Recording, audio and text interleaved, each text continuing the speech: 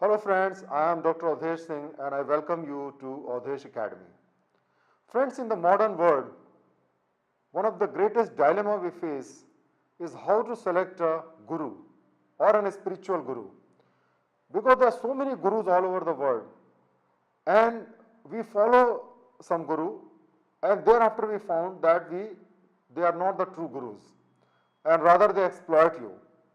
And we see stories which are becoming very common in India where gurus are arrested for molestation, for usurpation of property, for criminal act. And so our entire belief on the spirituality and the spiritual gurus is broken. So we really want to know as to what may be the methods by which we can select a guru so that he can guide us and lead us to a better life. So today I am going to tell you 9 identification of an spiritual person.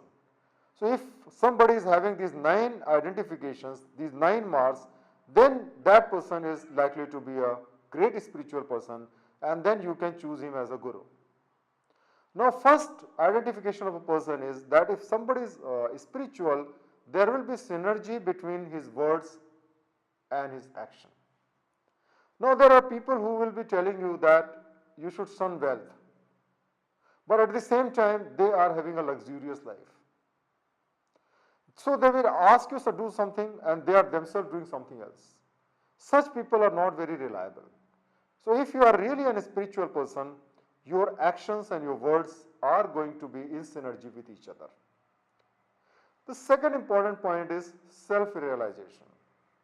When you meet a person and that person is profusely quoting from scriptures like Gita, Bible, Upanishad, Vedas, that person may be a great scholar, but that person is not spiritual. Let us make it very, very clear.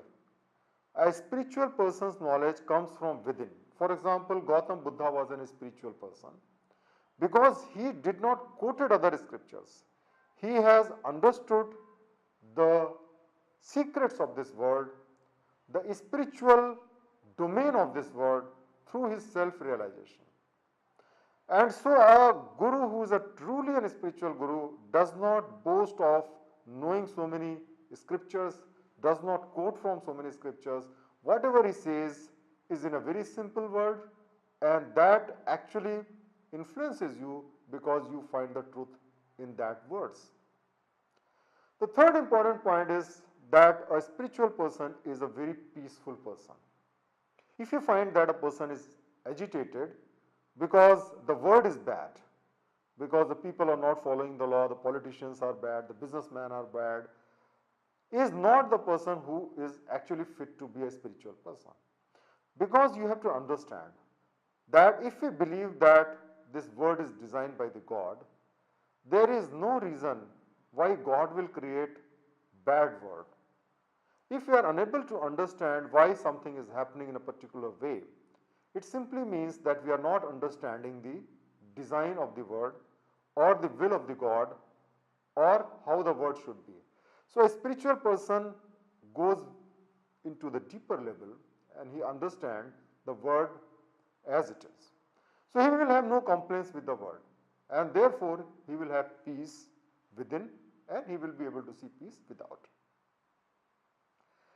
One of the very important characteristics of a spiritual person is that he is indifferent to his physical appearance. See, a spiritual person is not always, very smartly dressed or he is taking care of his physical appearances too much because he is not concerned with his physical appearance or the physical appearance of any other person.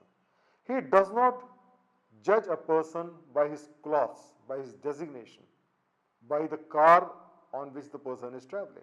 He is indifferent to all these physical things and that is very important characteristic of a spiritual person.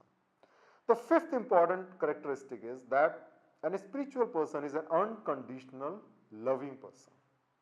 See, normally we all love some people and hate other people. And that type of love is a reflection of a material person who has the sense of right and wrong, who has sense of good and bad, and therefore when he finds that somebody is having a good qualities, he will like him or he will love him, and somebody who doesn't have those qualities, he will hate him. But a spiritual person loves everybody because he sees God in everybody and he sees goodness in everybody. So that is also very, very important characteristic of a spiritual person. The sixth important characteristic is that a spiritual person always treat everybody as equal and he do justice for everybody.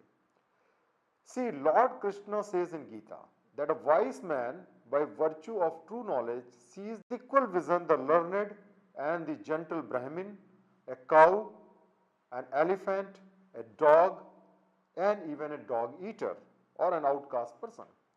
So a person who is truly an evolved person will not make a difference, not make a differentiation of the persons. He will see everybody with an equal eye. So somebody who considers somebody up and down, somebody who considers somebody good and bad, or give respect to somebody and doesn't give respect to somebody is actually not a spiritual person.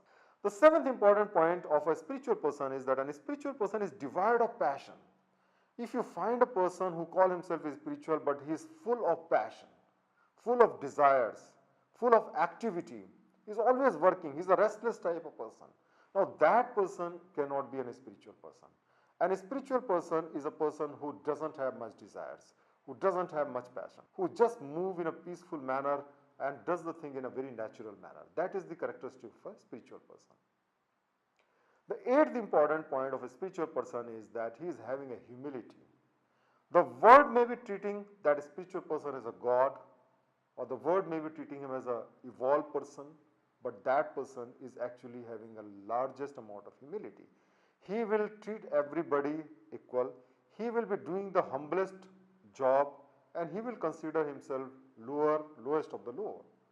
And that is one of the very important characteristics of a spiritual person, that he will not have any ego, he will not have any arrogance, he will be most humble person you would have ever met in your life.